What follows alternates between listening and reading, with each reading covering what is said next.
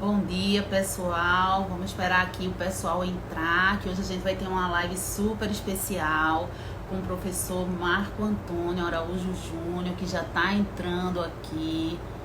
Sejam todos bem-vindos. Falando um pouquinho desse projeto Além do Direito, né? Nós estamos vivendo esse momento de isolamento social, de pandemia, e graças a Deus estamos tendo lives maravilhosas, muito conteúdo jurídico. É um momento também que os professores estão se reinventando. Nem todo professor tinha o costume de dar aula em AD, da forma online, está tendo que se reinventar. E é interessante também que a gente tem que ter aquele momento de descontração, um momento, até a oportunidade dos nossos alunos conhecerem melhor os seus professores. Então o projeto Além do Direito vem para isso, para desvendar o que o seu professor faz quando não está dando aula, né? E é assim que nós já recebemos a professora Shank, vamos receber o professor Marco Antônio agora, que eu já vou convidar, sem mais delongas, professor Marco, aqui, chegando o professor Marco, que vai dizer a gente qual é o hobby secreto dele e ensinar a gente como também conseguir aproveitar. Professor Marco, seja bem-vindo. Bom dia, Prazer querida amiga enorme lhe Emília. receber. Como é que você está? Tudo bem? Tudo bem. Muito Gente, o bom. professor Marco, que já é muito conhecido no Brasil todo, até fora do Brasil também. O professor Marco, eu tenho a honra de trabalhar com ele já há um tempo, lá em São Paulo, acho que uns 6 anos, mais ou menos. É Estou verdade. hoje felicíssima aqui, ó, já fazendo um brinde, Marco, com a canequinha do meu Ah, curso. que legal. Estamos E com a ele é um caneca, dos então. fundadores Muito bom. aí, que é um dos Muito fundadores, bom. junto com o professor Darlan, que vai estar com a gente aqui também, fazendo o famoso creme brulee, para a gente ver se é verdade que ele sabe fazer Oh, mesmo, pois é, cara. né? Até eu quero acompanhar essa, viu? Pronto, então, já apresentando para vocês, ele vai falar melhor, pessoal. O professor Marco Antônio é o professor referência no Brasil de ética, principalmente para as questões da primeira fase. Já foi conselheiro federal, já foi presidente da Comissão de Direito do Consumidor, que é uma outra área que ele se dedica também na OAB de São Paulo. Já foi chefe do PROCON lá de São Paulo. Então, gente, é riquíssimo, principalmente em ética e direito do consumidor. E, professor, vários alunos meus, eu tenho certeza, lhe devem muito essa aprovação, principalmente na primeira fase. Aquele café da manhã com ética, não tem quem passe sem assistir, né? Então, Que eu queria bom. saber, queria que você se apresentasse, professor, e falasse um pouquinho essa questão desse momento de pandemia. Às vezes as pessoas ficam desmotivadas, o que a gente está tentando aqui é até dar uma esperança, vai passar, e quando passar a gente vai voltar a essa rotina, e de uma forma de sair melhor dessa quarentena, otimizando as experiências. Está com você, professor. É verdade, é verdade. Eu acho que a situação está posta, né? Eu fiz um post sobre isso hoje. A situação já está posta, a gente não consegue mudar. O fato é, estamos em quarentena e temos que fazer isolamento social. E aí, como que nós vamos lidar com isso? Isso aqui nos cabe, né? Discutir com relação à situação não nos cabe, porque já foi posto, isso é uma imposição, é uma condição que nos está colocada. E aí, a nós cabe como a gente vai lidar com isso. Se a gente vai ficar murmurando, reclamando, ou se a gente vai aproveitar esse momento, essa oportunidade para fazer coisas, projetos que estavam parados, né, arquivados em algum canto da nossa vida, que a gente deixou parado por algum motivo e que agora a gente consegue eventualmente recuperá-los, né? Não é simples, né, Emília? É difícil, é uma questão emocionalmente difícil. A gente precisa fazer muita gestão das nossas emoções, porque de fato tá acostumado a lidar com as questões de uma forma que a gente resolva o que a gente vai fazer, né? Você resolve se você vai sair para trabalhar, você resolve se você vai trabalhar em casa.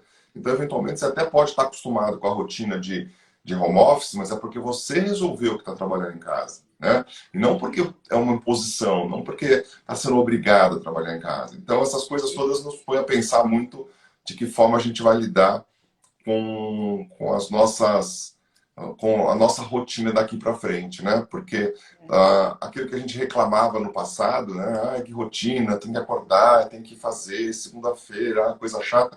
Hoje a gente sente falta, né? A gente fala, nossa senhora, Verdade. que falta que me faz a rotina, que falta que me faz ter que ir até o fórum, que falta que me faz ter que ir até o escritório.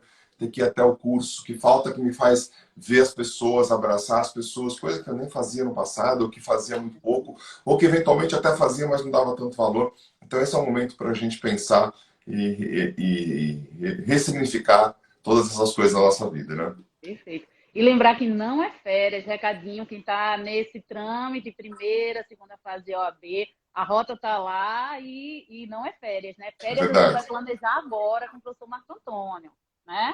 Mas esse É. momento agora não é de férias, os prazos dos processos voltando hoje para os advogados que estão assistindo. Mas vamos ao que interessa, porque eu quero aprender a maratonar micaretas. Como é que eu consigo encaixar? Me conte primeiro as histórias dessas viagens, Pois é. o que é que significa para você. Eu sou geração adolescência entre 80 e 90, apesar de não parecer. Então, eu fui bem dessa fase do auge das micaretas. Quem é de Recife? Recifolia, que todo mundo sabe. Conte aí o que é que faz você gostar. Você sabe que é uma coisa engraçada, né? Eu sempre trabalhei muito, sempre fui um cara muito voltado para o trabalho.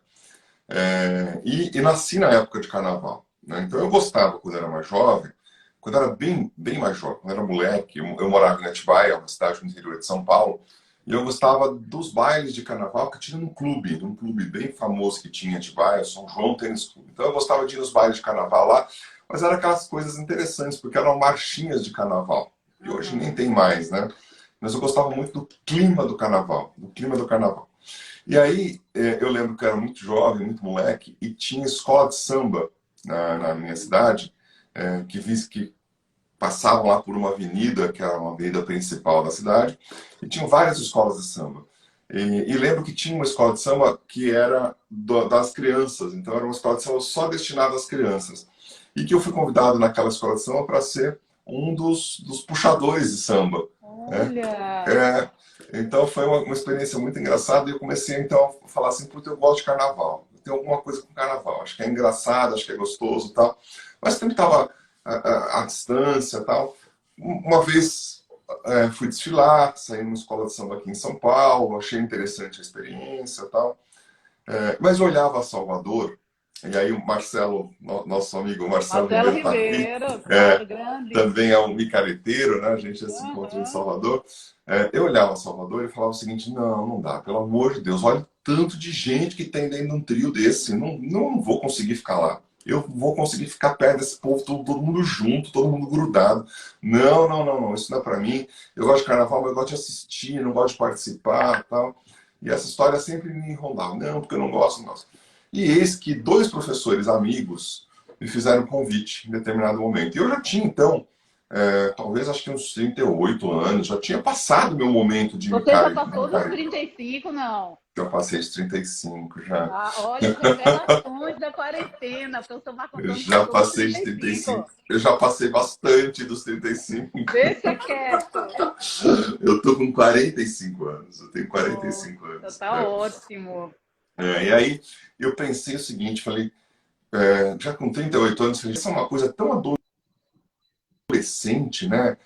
Micaeta é uma coisa tão adolescente, trio elétrico, uma coisa tão adolescente, não faz muito sentido para mim. Eu comecei a achar que não fazia muito sentido, mas eu falei, quer saber? Vou me permitir. Vou lá, ok e tal. Mas eu lembro que a primeira experiência, a primeira vez que eu fui, foi um professor amigo meu, o Diogo Arraes, professor de língua portuguesa, Claro, claro. que tinha feito, então, um ano anterior, tinha feito toda uma maratona. Todos os dias ele tinha feito camarote e bloco, todos os dias seguidos. E eu falei, mas que doideira, mas faz sentido isso, não faz, semana que vem você vai e tal. E aí eu fui. E fechei com ele, e deixei minha agenda por conta dele, Emília. Foi uma coisa doida, porque ele quase que acabou com a minha vida. Eu fiz aí, ele fechou o carnaval, então de quinta até quarta da outra semana, todos os dias eu tinha bloco e camarote. No terceiro dia eu já não aguentava mais andar, né, com aquela experiência. Porque o trio elétrico é uma coisa impressionante. A primeira vez que eu fui, eu fiquei impressionado com a energia, eu fiquei impressionado com aquela multidão, com aquela coisa, todo mundo junto. E aí descobri ali uma coisa interessante, porque eu descobri que aquilo para mim era uma válvula de escape. E talvez a nossa conversa ela tenha que deixar claro aqui para todos vocês que a nossa vida é um conjunto de coisas, né? Se a gente for fazer uma metáfora, eu vou fazer uma metáfora com pizza, que todo mundo sabe o que é. Todo mundo entende o que é pizza, né? Todo mundo gosta de Todo pizza, mundo gosta. todo mundo sabe o que é pizza. A pizza, ela é composta de fatias, né? De 8 fatias, em regra. Cada fatia daquela pizza, quando a gente faz a metáfora com a nossa vida, cada fatia daquela pizza é um pedaço, é uma área da nossa vida. E a gente nunca vai ter a vida completa se a gente não tiver todas as fatias juntas. Então, por mais que você seja uma pessoa que esteja trabalhando, que goste muito de trabalhar, o trabalho tem que ser uma fatia da sua vida, não pode ser mais do que uma. Né? A outra fatia tem que ser a sua relação com a sua família. A outra fatia tem que ser a sua espiritualidade. Aquilo que você acredita. Se você acredita, se você é cristão, acredita em Cristo, ok. Se você acredita em Buda, ok. Em Alá, ok. Se você acredita nos orixás, ok. Do jeito que você quiser. Mas tem que ser uma ligação sua com alguma coisa que seja maior que você. Né? Com alguma energia que você sinta maior que você. Então tem que ser com a família, com o trabalho, com a espiritualidade, com seus estudos, com a sua saúde. Uma daquelas fatias tem que ser a sua saúde. Porque você tem que pensar o seguinte: como eu estou cuidando da minha saúde? Eu estou trabalhando muito, mas não cuido da minha saúde. Tua pizza não está inteira. Está faltando um pedaço nela. Não, mas eu não tenho tempo. Tem tempo sim. Tempo é prioridade. Todo mundo tem a mesma quantidade de tempo. Então, tempo é prioridade. É quanto você dedica para aquele assunto na sua vida. Isso é gestão de tempo. Porque todos nós temos 24 horas. Do atleta ao sujeito que não faz absolutamente nada, aquele sujeito que fica deitado no sofá. Todos nós temos 24 horas, a mesma quantidade de tempo. Então, você olha pessoas de sucesso, você fala, como é que esse cara consegue ter sucesso no trabalho, ter uma família, viajar, como é que ele consegue treinar, como é que ele consegue ler um livro? Ele organiza a agenda dele. Né? Ele tem prioridades e organiza a agenda dele. Essa é a maneira de você lidar com o tempo. E aí eu percebi que uma dessas fatias era a fatia, por exemplo, do meu escape. Era o que você faz para zerar a tua cabeça? O que você faz quando você está despido da sua profissão de advogado, da sua profissão de professor, da sua profissão de empresário? Naquela época, na minha profissão de executivo, era executivo do LFG, depois executivo do Damásio. Então, o que você faz quando você está despido dos seus títulos, quando você está despido dos seus cargos, dos seus crachás? O que você faz? Quem é você quando você está assim? Né? Você precisa ter um tempo para você assim. E eu achei ali o meu tempo. Então, quando eu era muito jovem, eu gostava de música, fiz piano, talvez seja uma coisa que eu volte a fazer. Tem uma coisa que me encanta muito na música, no piano. E é uma coisa que eu tenho pensado bastante. Tenho falado, preciso voltar a fazer piano. Mas sempre foi um cara de muito trabalhar, né? De muito estudar, de muito trabalhar. E às vezes eu deixava o tempo que eu tinha de lazer, eu cobria esse tempo com trabalho. E aí eu virava aquilo que a gente chama de workaholic, que não faz bem para ninguém. Durante esse tempo, Emília, foi muito engraçado, porque, por exemplo, durante o período, finalzinho do meu período de LFG, começo do período de Damásio, eu tinha engordado 30 quilos. 30 quilos. E aí eu achava que aquilo era uma questão, mas é porque eu sempre achava engraçada a resposta que a gente dava. Meu metabolismo é ruim. Não tem nada de metabolismo. Não tem nada de metabolismo, falta de A vergonha desculpa é todo mesmo. gordinho, né? Era falta de organização.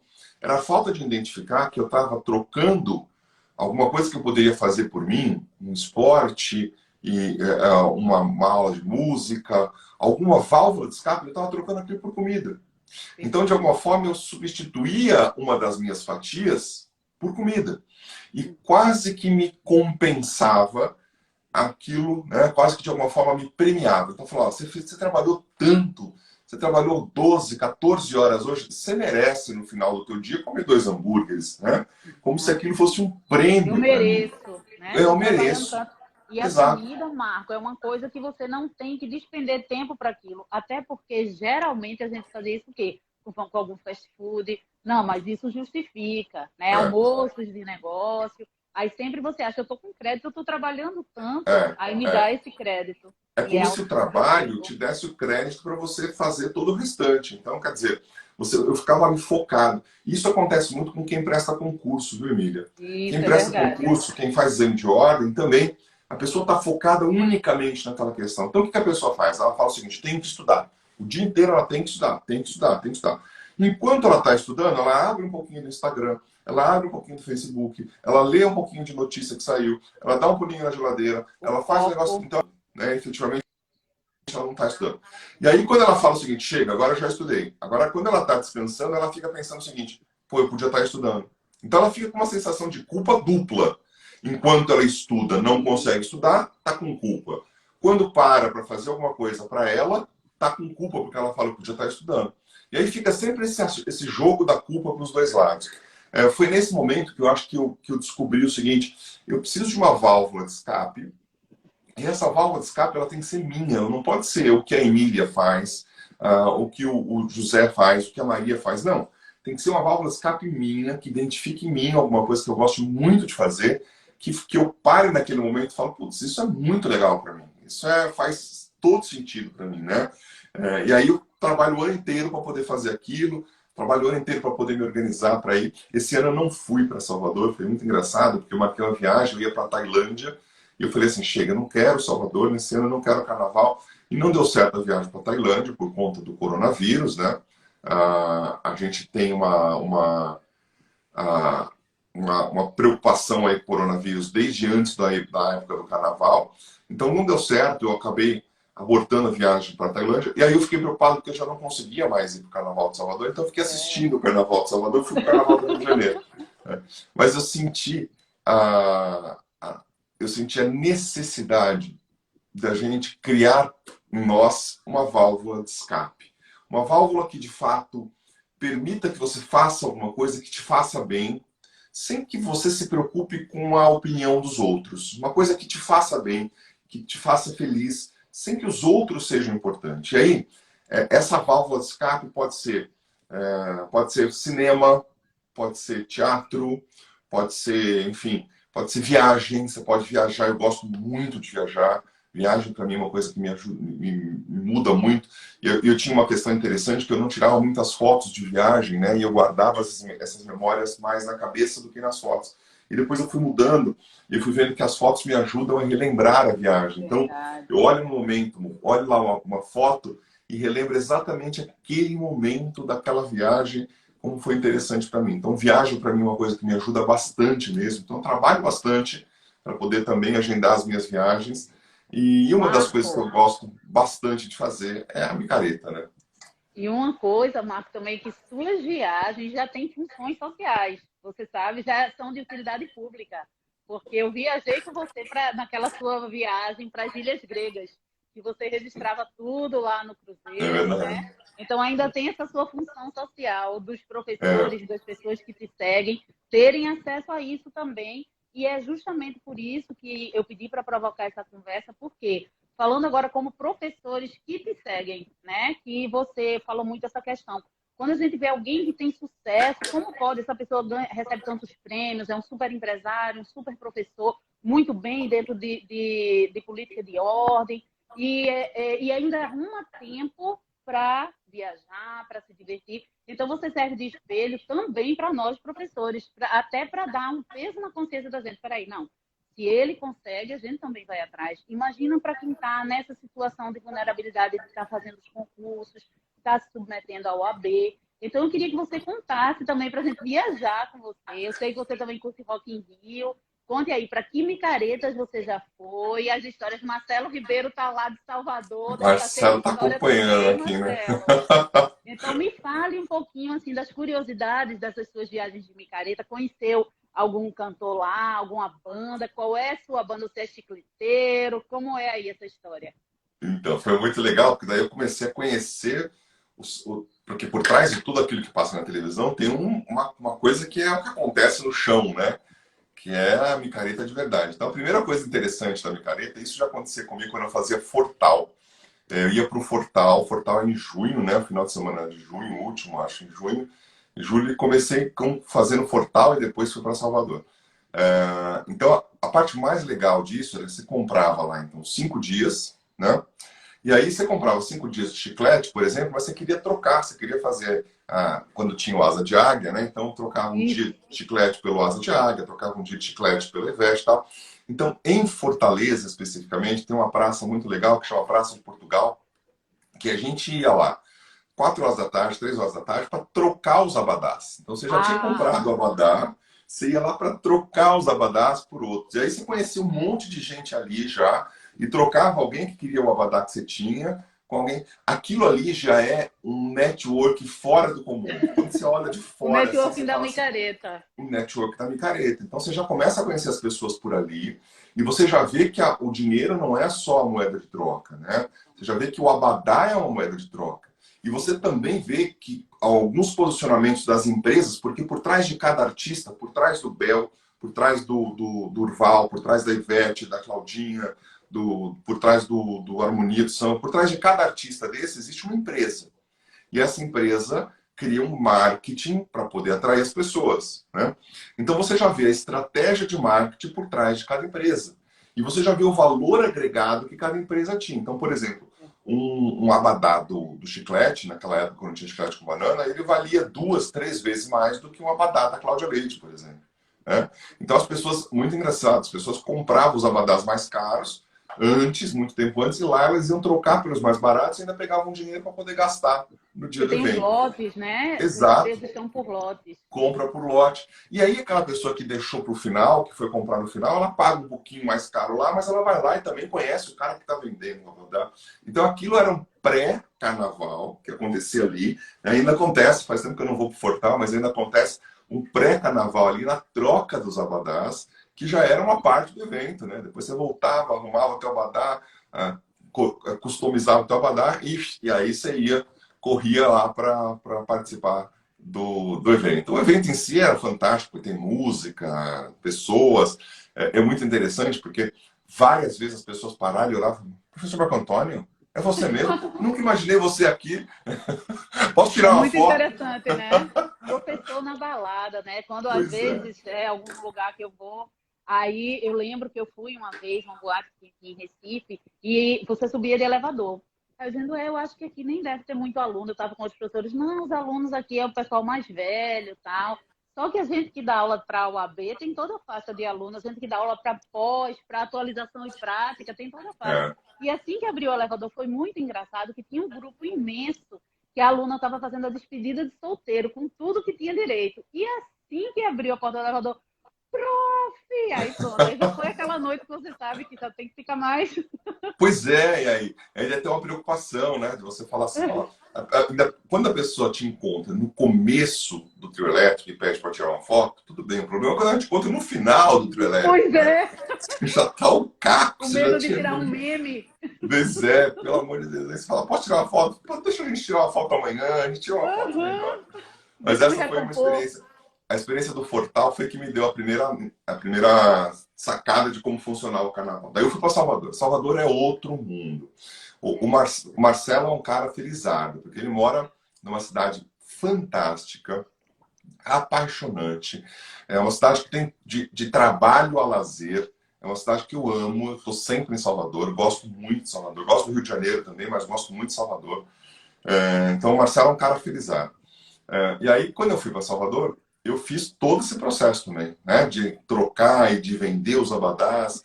E aí você tem do lado do shopping ali, de um dos shoppings em Salvador, tem uma rua que só vende os abadás. Que as pessoas só vendem os abadás. Elas trocam uns pelos outros e vendem, compram abadá.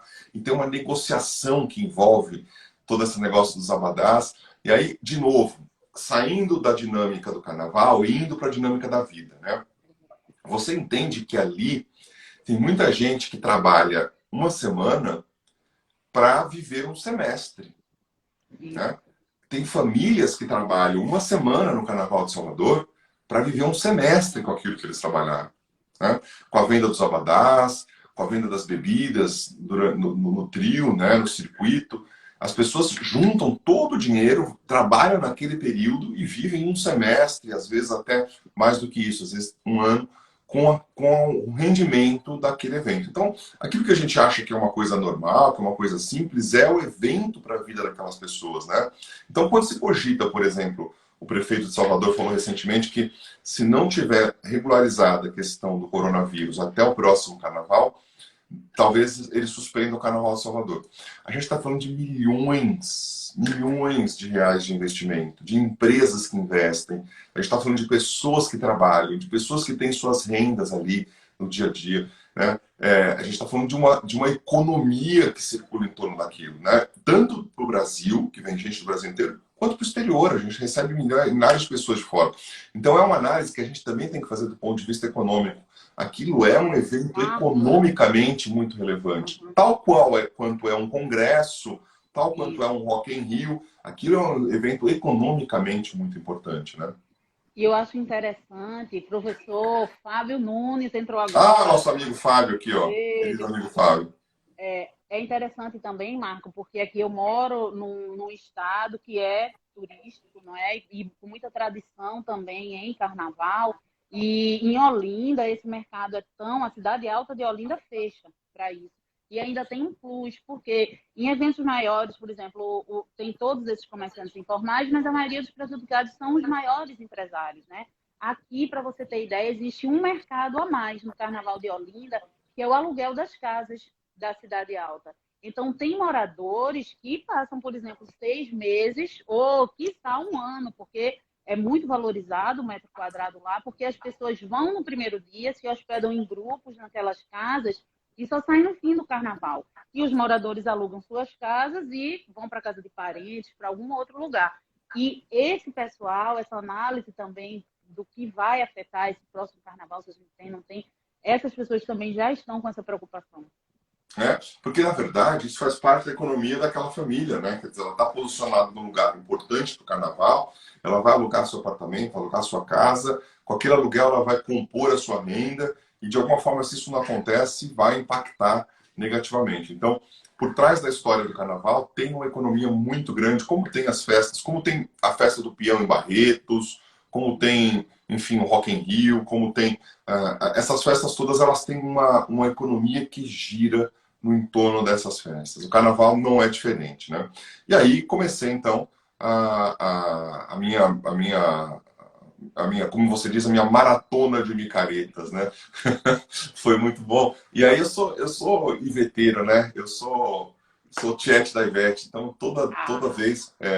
E por incrível que pareça, a gente estava com um grupo de pessoas na última vez, no último show da Ivete, e falávamos exatamente isso.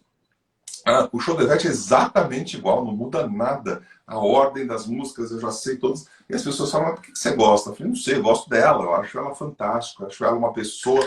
E aí vem um pouco do que a gente estava conversando, Emílio. A gente busca inspirações na vida.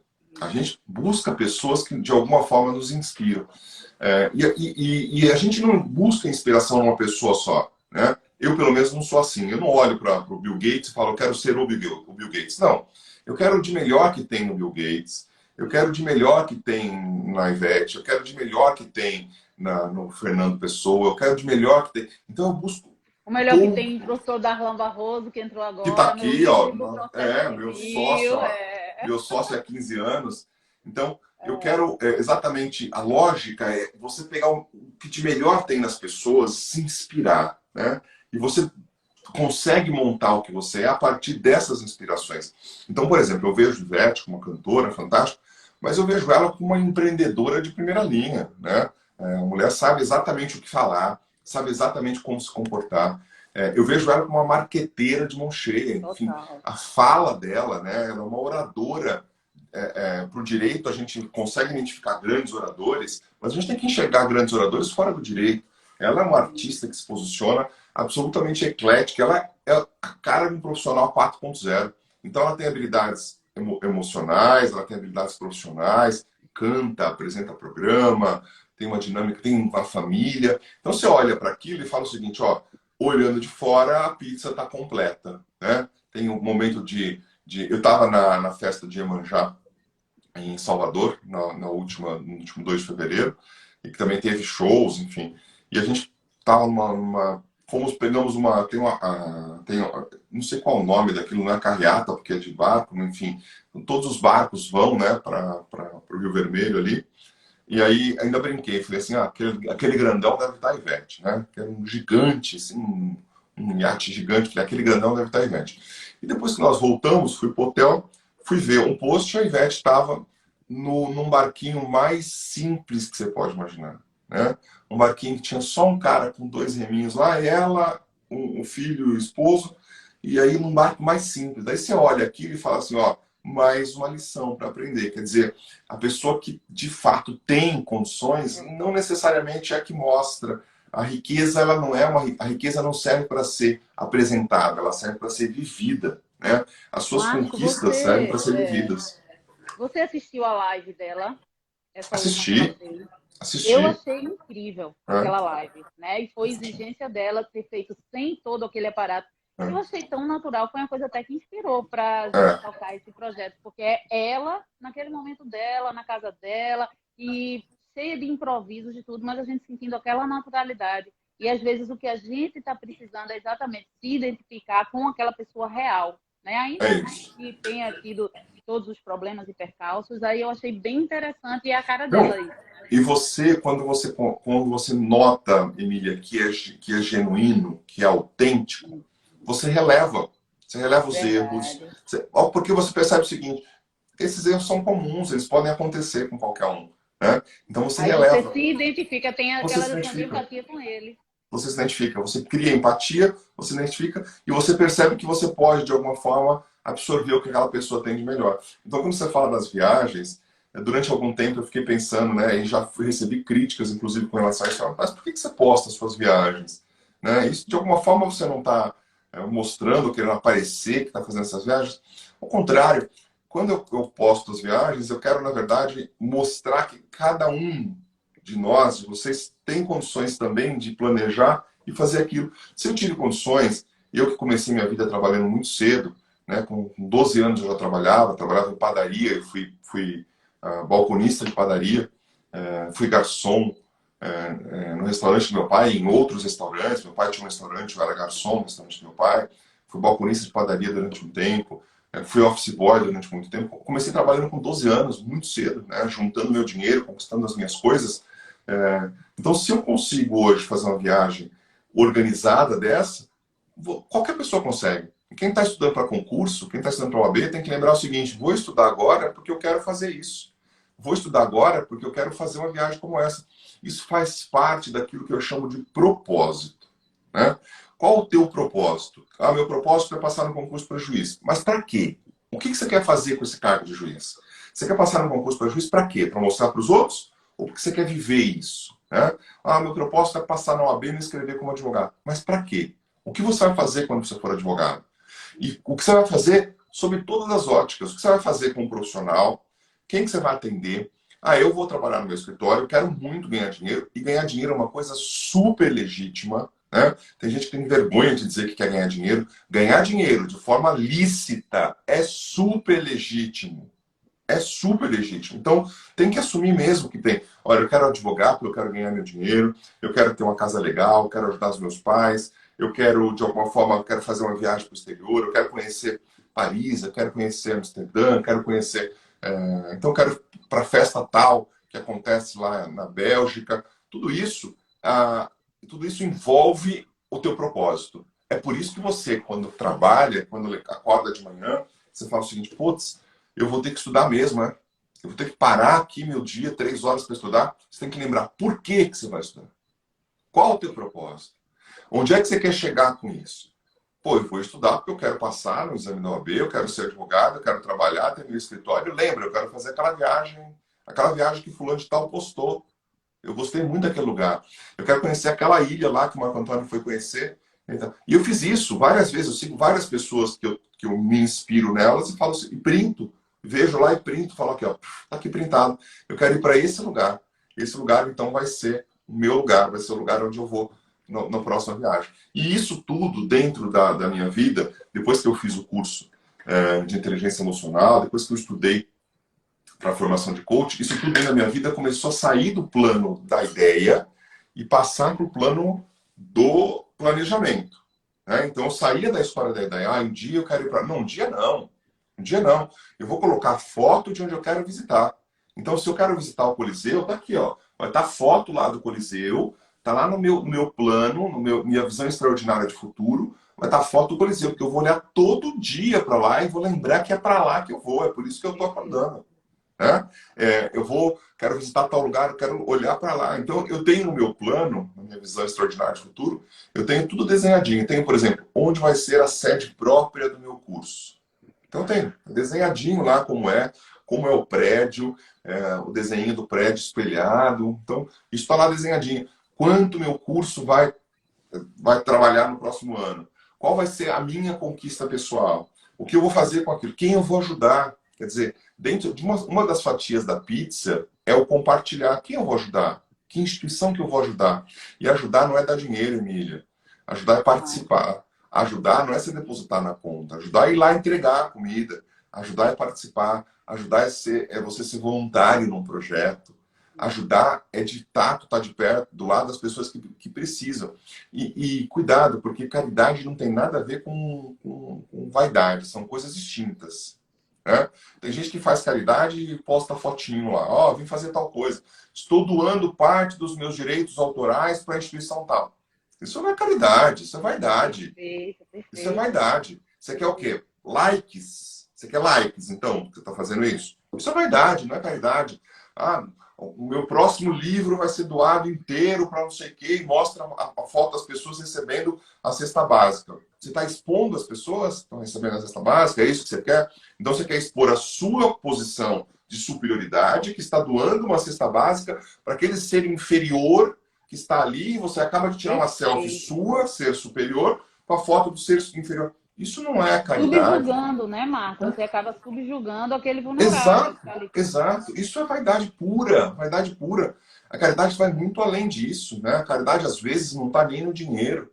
A caridade está quando você para e conversa com a pessoa. A caridade está quando você para e troca uma coisa. Esses dias, um sujeito na porta da farmácia, fui comprar remédio, na porta da farmácia, pai e mãe, pararam e o sujeito falou, não sou ladrão, não sou ladrão. Eu queria te pedir um pacote de fralda. Pode ser de qualquer marca. Pode ser, o tamanho é G. Aí eu olhei e aquilo me tocou. Falei, putz, esse pai está precisando, né? Então, é disso. Então, vamos lá, compra, toma aqui, ó, leva o teu pacote de fralda, leva todos os pacotes de fralda para você e tal. Já aconteceu de outros momentos, eu ser abordado da mesma maneira e a pessoa parar e falar assim, eu quero a fralda tal, o modelo tal. Você percebe a diferença Marco, de uma coisa e outra? claro. Isso é muito interessante. Eu acho muito interessante, foi muito bom você tocar nesse assunto. Eu até recentemente postei uma charge sobre isso, uma pessoa fazendo um selfie assim com uma cesta básica. E eu tenho tido assim a oportunidade de ter experiências incríveis aqui na presença da Comissão de Direitos dos Refugiados.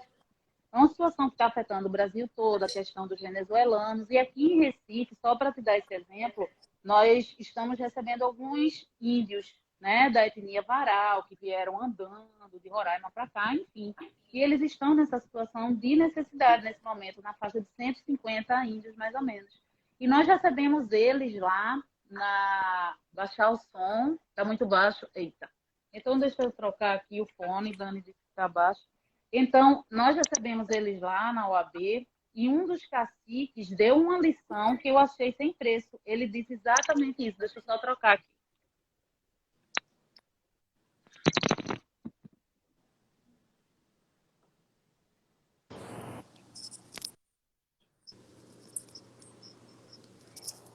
Melhorou, pessoal? Melhorou bastante. Ai, tá. Obrigada, Dani Janguier. Já já eu vou registrar as presenças. E um dos caciques pediu a palavra, Marco, e ele foi uma precisão cirúrgica. Ele disse, todas as vezes que nós batemos no vidro do carro de vocês para pedir alguma coisa, nós entendemos tudo que está se passando. Nós entendemos a curiosidade que muitos, antes de ajudar, e às vezes nem ajuda, querem saber. Mas vocês estão fazendo o que aqui? Mas vocês pretendem o quê? Até quando vão estar pedindo, não é? E eu fiquei tão envergonhada daquilo, Marco, porque quem precisa ajudar apenas vai ver aquela situação naquele momento e vai ver se tem disponibilidade para aquilo, se fica confortável com aquilo. Mas eu fiquei chocada e ele disse que era um número muito grande de pessoas que antes quer satisfazer a sua curiosidade, não é? E dizer, então você é isso que está precisando, antes de fazer isso. E logo na situação deles, que são refugiados, e a gente nunca sabe quando nós poderemos ser, que tem essa questão também da lei do retorno, existem vários tipos de refúgio diferentes pelo mundo. Então eu fiquei muito chocada, acho que vem bem nesse sentido do que você está falando. Se quiser É, dar, faça para se sentir melhor. exato. E eu acho que de alguma forma você tem que, às vezes, o que você vai dar para aquela pessoa não é necessariamente o que ela te pediu. Às vezes o que Perfeito. ela está precisando não é necessariamente o que ela te pediu, né? Então a pessoa às vezes pode pedir dinheiro, mas ela está precisando um pouco mais do que dinheiro. Está precisando de dinheiro, está precisando de atenção, está precisando de uma palavra. Claro. Se faz caridade ouvindo as pessoas, né? Nós estamos numa Uhum. fase de não ouvir as pessoas. Se faz caridade ouvindo as pessoas, né? Então esse é Isso. um ponto bem interessante. Eu acho e daí você começa fazendo um link disso que a gente está conversando com a dinâmica da micareta, né? Quer dizer, estava falando sobre as micaretas. O link disso com a dinâmica da micareta é que naquele instante, dentro da micareta, todo mundo é igual, né? Perfeito. Todo Perfeito. mundo é igual. Tá todo mundo igual. E aí eu acho até que é mais legal, eu me sinto até mais à vontade quando, por exemplo, o Saulo fez uma coisa interessantíssima, que ele quebrou a barreira das cordas, porque as cordas diferenciavam as pessoas. Então, Isso. a gente tinha das cordas para dentro quem tinha condições de pagar, das cordas para fora quem não tinha condições de pagar. Então a gente tinha aí, meu amigo o Rafael Novaes entrando aí, grande abraço, Rafa. Rafa Vou, vai estar cozinhando e dançando brega aqui, viu? Vou Essa assistir, semana. vou assistir a dele com a esposa dele. Quero só ver o que eles vão aprontar. Vou assistir a de vocês também. E aí, eu acho que quando quebra essa barreira, quando fica todo mundo exatamente igual, aí é uma festa democrática. Porque, de fato, todo mundo é igual. Você não sabe quem é que está do seu lado, você não consegue diferenciar aquilo, e as pessoas conseguem curtir por igual. Isso é muito legal, né? Quer dizer, Verdade. a gente tem que tomar muito cuidado, Emília, porque se a gente já vinha de um cenário onde a gente tinha uma desigualdade social muito grande antes do Covid-19, Verdade. agora essa desigualdade vai ficar gritante. Ela vai saltar aos olhos, né? Porque, de fato, assim, os milionários continuam sendo os milionários, não precisam de nada, os milionários continuam vivendo a vida deles. E a classe média é achatada e a classe pobre entra numa dificuldade Verdade. gigantesca. Então você vê hoje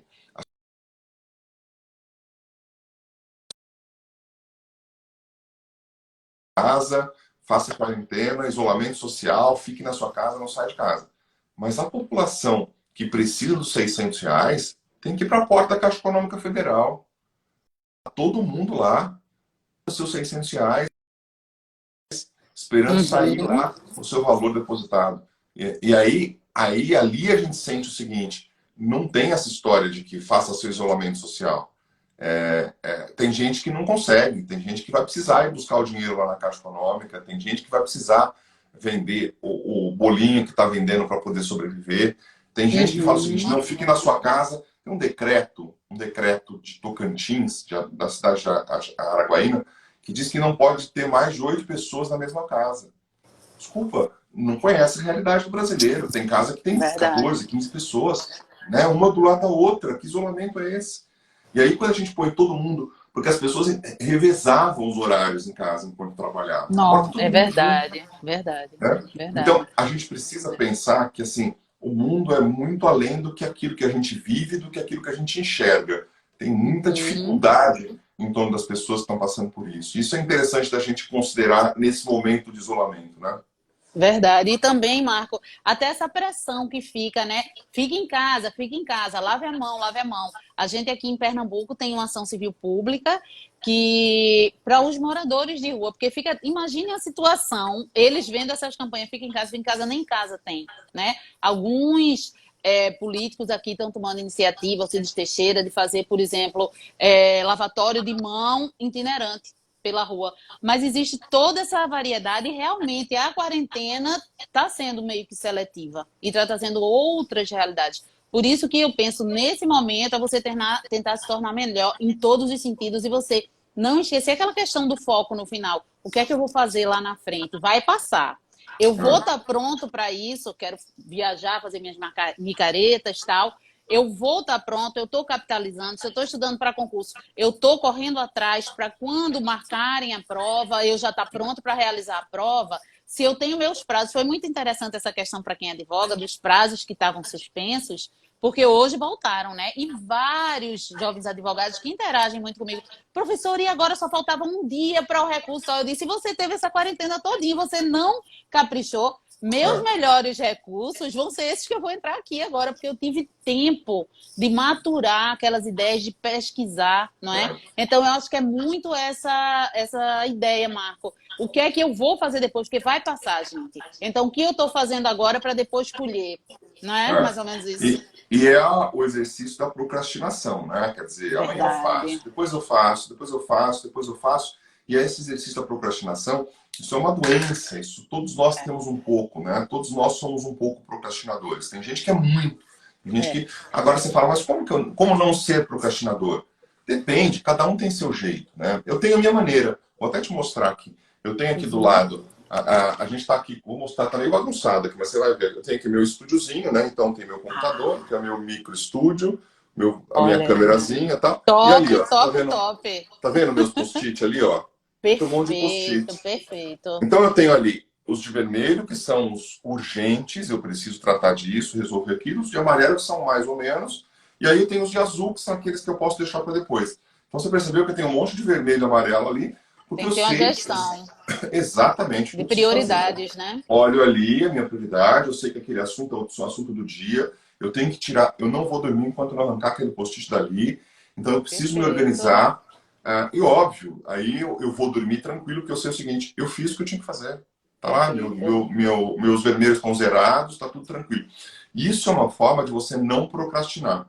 Isso é uma forma de você se organizar e uma forma de você conseguir fazer tudo aquilo que você tem que fazer. Agora, nessa quarentena, cuidado, porque a sobra de tempo te faz ficar absolutamente sem fazer nada. Verdade. Você tem tempo para tudo, como você não tem tempo organizado, então você fala, depois eu faço. Aí depois eu faço. Deixa eu ver essa série. Deixa eu assistir esse programa. Deixa eu almoçar. Depois do almoço, deixa eu dar uma dormidinha. Agora eu tô cansado. Depois à noite eu começo. À noite tem uma live legal. Ih, passou o dia. Perdi. E aí você faz. Ficou um tempão sem fazer nada. O quanto você produziu na sua quarentena? Quer dizer, o quanto você fez os seus prazos. O quanto você estudou. O quanto você leu livros diferentes da sua área. Né? E eu tenho provocado isso nos meus alunos. Vamos ler coisas diferentes. Estuda. Mas leia coisas diferentes da sua área, leia coisas relacionadas à inteligência emocional, trabalhe isso, porque senão você não consegue preencher as suas fatias da pizza. Né? Senão você fica só focado naquela coisa e, na verdade, quando você está focado numa coisa só, você não consegue enxergar o todo. A tua vida é composta do todo. Você precisa ter a sensação de estar feliz no amor, de estar feliz na tua vida profissional, de estar feliz nos seus estudos, de estar feliz nos seus passeios, de estar feliz no seu lazer. Mas, Antônio, como eu vou fazer lazer se eu não posso sair de casa? Seja criativo. Pensar fora da caixa. Seja criativo, né? Seja criativo. Precisa fazer lazer? Dá para fazer lazer sem sair de casa? Seja criativo, você consegue. Você consegue estabelecer uma forma. Ah, mas eu não consigo treinar. Consegue, seja criativo. Você consegue pensar fora da caixa porque a situação está posta e você consegue sair da situação a partir da sua criatividade. Esse é o grande exercício que a gente tem nesse período de quarentena, né? Perfeito.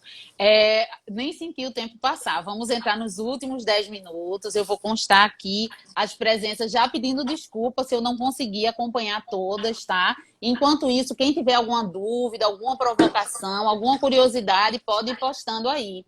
Professores presentes na live, professora Mariana Rodrigues, professor Rafael Novaes, do Pé de Vista. Você já está convidado também, Marco, para uma live da gente no Pé de Vista. José Durval, meu assistente de live, está comentando aí que ele gosta muito de gestão também, de tempo, de organização.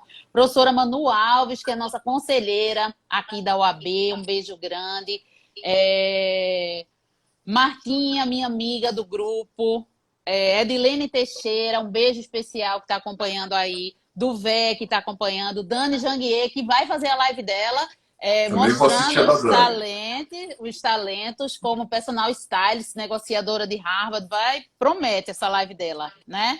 Então, Marcelo Ribeiro, claro, alguns perfis, Resenha do Direito, Pé de Vista, Conquistando a Toga, Regina, nossa amiga, aluna lá do meu curso também. Então, e todos os outros, professor Darlan, claro, né? Meu muso inspirador do processo civil. E todos os outros estão aqui. Então, Marco, já entrando aqui no finalzinho, eu queria que você mostrasse para a gente, assim, eu acho que fizesse um resumo de tudo que já falou, mas uma dica bem prática, assim, essa questão dos post-its foram ótimas, tal. O que é que eu devo sentir nesse momento agora? Como eu posso planejar prática na prática? Vamos falar bem para quem está em primeira, segunda fase da OAB ou esperando o próximo edital, tá? Como Legal. esse pessoal pode fazer e como o meu curso está cobrindo eles também nesse momento. O meu curso está parado e eles estão por conta própria. Ontem eu assisti a live do Bem, achei uma ideia genial. Como é que vocês estão amparando eles? A gente tem sentido... bom, eu tenho aí 18 anos de preparatório, né? E o Darlan tem o mesmo tempo, nós somos sócios, a gente trabalhou juntos eu comecei trabalhando no IELF, do professor Luiz Flávio Gomes, depois no curso Prima, então dei uma das primeiras aulas telepresenciais, eu tenho a honra de ter participado desse projeto com o professor Luiz Flávio Gomes, fiquei 8 anos trabalhando com ele, aí saí, fui para o Damásio, fiquei 8 anos no Damásio, e aí junto com o Darlan montamos o meu curso. Por que a gente montou o meu curso? Porque a gente pensou fora da caixa. A gente precisava pensar fora da caixa. Estava todo mundo fazendo mais do mesmo.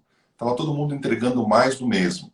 Estava todo mundo entregando enlatado no mundo dos preparatórios. A gente precisava pensar alguma coisa que tirasse o aluno do estado atual dele e colocasse ele no estado desejado dele, que é a aprovação no exame de ordem, aprovação. Só que durante esse trajeto aqui, a gente precisava ajudar o aluno, porque não adianta você colocar um monte de videoaula para ele assistir. Não adianta você jogar lá 2, 3 horas de videoaula e falar, se vira aí, meu amigo, cada um com seus problemas. Não é assim. Então a gente conseguiu construir uma dinâmica de preparação pautada numa rota de ensino. E essa rota de ensino, ela tem 3 bases, Emília. Basicamente isso. A primeira, de conteúdo. Né? A primeira estrutura dessa rota de ensino é uma estrutura de conteúdo. Tem que estudar conteúdo. Quem não estuda conteúdo não passa no exame da OAB, não passa no concurso público, não passa. A segunda é organização. Então a gente está falando de estratégia de estudo, porque tem gente que não sabe por onde começar a estudar, tem gente que não consegue se organizar, tem gente que se perde no meio dos estudos. Então a rota vai te mostrando exatamente isso, o que você precisa fazer, em que momento você precisa fazer, o que tem que fazer agora, qual o próximo passo. Né? E aí você tem lá um planner, um cronograma dentro da sua rota para poder estudar, te ajuda. Né? E o terceiro, gestão da emoção. Não adianta você ter conteúdo. Não adianta você ter organização se você vai fazer a prova e trava completamente. Quando você pega a prova, você não lembra nem do seu nome. Perfeito. A nossa estrutura, a nossa metodologia foi criada com base nesses 3 pilares. Conteúdo, organização de estudo e gestão da emoção. Essas 3 coisas que são as bases da nossa... E a partir daí, o aluno tem PDF, videoaula de 30 minutos, questões para responder logo após o momento que ele estuda. Então, ele estudou, por exemplo, estudou lá com o Darlan, recursos no processo civil. Terminou aquela aula de recurso, ele vai responder as questões que caíram de recurso na prova da FGV. E vai ver como o examinador perguntou aquele tema. Aquilo fixa o conteúdo. Né?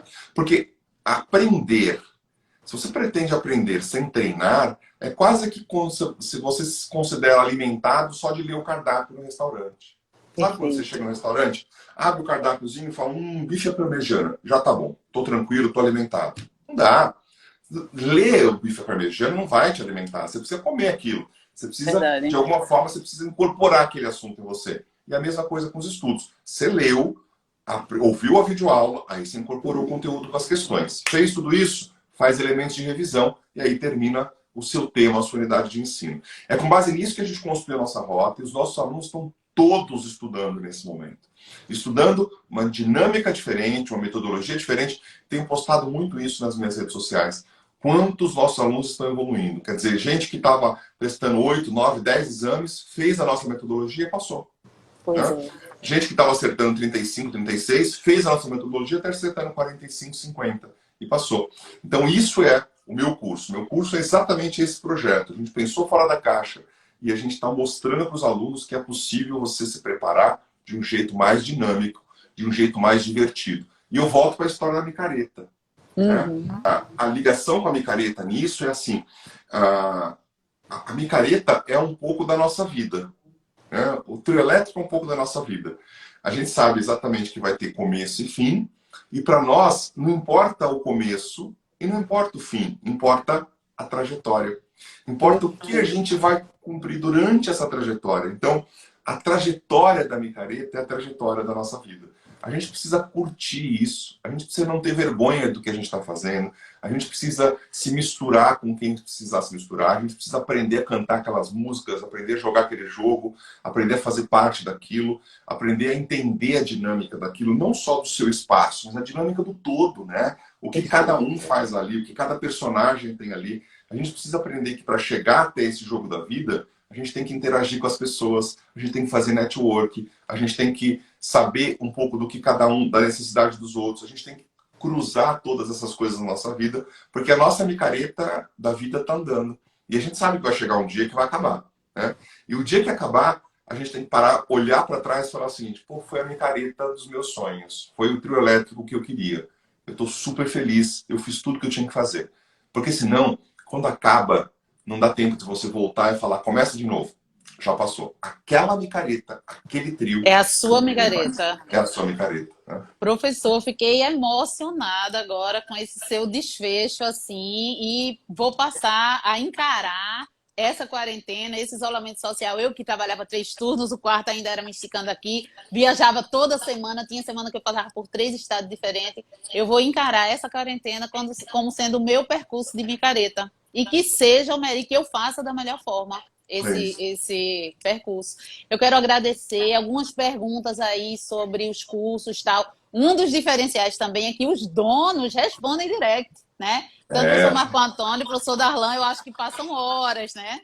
O professor Marco Antônio, conta verificada, eu imagino o número de directs. Então, vocês podem entrar no perfil ou do meu curso oficial, professor Darlan, professor Marco, que eles vão tirar as dúvidas sobre os cursos. Quero agradecer muito. Quero pedir desculpas se não falei nominalmente todo mundo que está aqui na live, foi uma live bem frequentada. E quero agradecer, professor, dizer que estou morrendo de saudade, louca que volte logo, acabe logo isso tudo para eu estar lá em São Paulo com vocês gravando de novo. Gravei ainda umas aqui em Recife. E vamos ajudar os meninos nesse momento que estão vulneráveis, sim. Vamos dar atenção, sim, e ensinar a eles como vão poder passar bem esse momento para sair melhor ainda. Então, um beijo grande, professor, e continuem assistindo. Na quarta-feira, às 11 horas, a gente vai fazer uma comidinha. Professor Mozart Borba, muito amigo do professor Darlan também, harmonizando com vinhos, tá bom? Beijo, legal. Obrigada, pessoal. Obrigada, professor. Obrigado, Emília. Foi um prazer estar aqui contigo. Passou rapidinho essa 1 hora. Pois é. Parabéns pela iniciativa. Acho fantástico falar um pouquinho além do direito. E para mim foi um prazer estar aqui conversando um pouquinho sobre a minha vida e dividindo as experiências com vocês. Obrigado pela gentileza de sempre. E vocês todos, estou à disposição no meu Instagram. Uma boa quarentena. Um brinde com nossa canequinha. Um brinde com nossa canequinha. Olha aí. Saúde. O próximo é aí em São Paulo. Tchau, Isso tchau, aí. pessoal. Obrigado, viu? Obrigado. Um grande beijo. Tchau, tchau. Beijo.